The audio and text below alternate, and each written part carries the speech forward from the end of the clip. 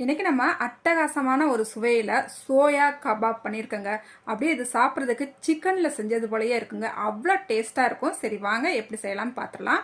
100 gram soya எடுத்துக்கலாம். இந்த சோயாவில் நல்லா கொதிக்கிற தண்ணியாக சேர்த்துக்கலாம். சேர்த்துட்டு ஒரு 1/4 டேபிள் ஸ்பூன் உப்பு சேர்த்துட்டு நல்லா கலந்து விட்டுட்டு ஒரு 5 நிமிஷத்துக்கு மூடி வச்சிடலாம். அதுக்கப்புறமா இந்த சோயாவை நார்மல் தண்ணிக்கு மாற்றிட்டு நல்லா அந்த தண்ணி கொஞ்சம் கூட இல்லாமல் நல்லா பிழிஞ்சு எடுத்துட்டு இது கூடவே 1/2 டேபிள் ஸ்பூன் பெருஞ்சீரகம் சேர்த்துக்கலாம். 1/2 டேபிள் ஸ்பூன் இஞ்சி பூண்டு விழுது சேர்த்துக்கலாம். இப்போ இதை கொரகொரப்பா தண்ணி எதுவும் சேர்க்காம அரைச்சி எடுத்துட்டு வந்தாச்சு. அதையுமே ஒரு பாத்திரத்துக்கு மாற்றிக்கலாம்.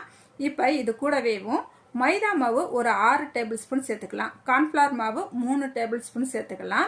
சேர்த்துட்டு 1 டேபிள் ஸ்பூன் மல்லிப்பொடியும் 1/4 டேபிள் ஸ்பூனுக்கு கம்மியாக உப்பும் சேர்த்துட்டு 2 பலர் வெங்காயத்தை மீடியம் சைஸ் எடுத்துட்டு நல்லா பொடிசாக கட் பண்ணிட்டு சேர்த்துருக்கிறேன். பொடிசாக கட் பண்ணிய மல்லி இலையும் சேர்த்துக்கலாம். கொஞ்சமாக கருவேப்பிலையும் சேர்த்துக்கலாம். 1 டீஸ்பூனுக்கு மஞ்சத்தூள் சேர்த்துட்டு இதை நல்லா பிசைஞ்சு எடுத்துக்கலாங்க. இப்போ நல்லா பிசைஞ்சு எடுத்துட்டு கொஞ்சமாக காரம் போடாமல் கொஞ்சம் பாதி எடுத்து வச்சுட்டு அதுக்கப்புறமா இதில் நான் காரம் சேர்த்துக்கிறேன். ஒரு 1/2 டேபிள் ஸ்பூனுக்கு சிக்கன் மசாலா சேர்த்துருக்கிறேன். 1/4 டேபிள் ஸ்பூனுக்கு கரம் மசாலா சேர்த்துட்டு நல்லா கலந்து விட்டுக்கலாம். இந்த நேரத்தில் உப்பு காரம்லாம் கரெக்டாக இருக்கான்னு செக் பண்ணிக்கோங்க. நம்ம இதெல்லாம் சேர்த்தா பிறகு தண்ணி எதுவும் சேர்க்க வேண்டாங்க. நல்லா பிசைஞ்சு எடுத்துட்டு சின்ன சின்ன உருண்டைகளாக இந்த மாதிரி நல்லா பிடிச்சி எடுத்துக்கலாங்க. இப்போ ஒரு கடாயில் எண்ணெயை நல்லா ஹீட் பண்ணி வச்சுருக்கிறேன். நல்லா எண்ணெய் ஹீட் ஆன பிறகு நம்ம உருண்டைகளை உள்ளே சேர்த்துட்டு மீடியம் தீயில் வச்சுக்கிட்டு நல்லா 1 நிமிஷம் கழித்து நல்லா கலந்து விட்டுக்கலாம்.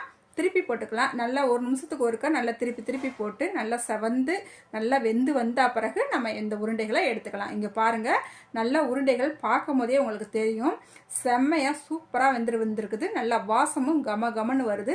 நம்ம சேர்த்த மசாலாவும் கொஞ்சம் கூட உதிர்ந்து போகாமல் சூப்பராக நம்மளுக்கு வந்திருக்குங்க.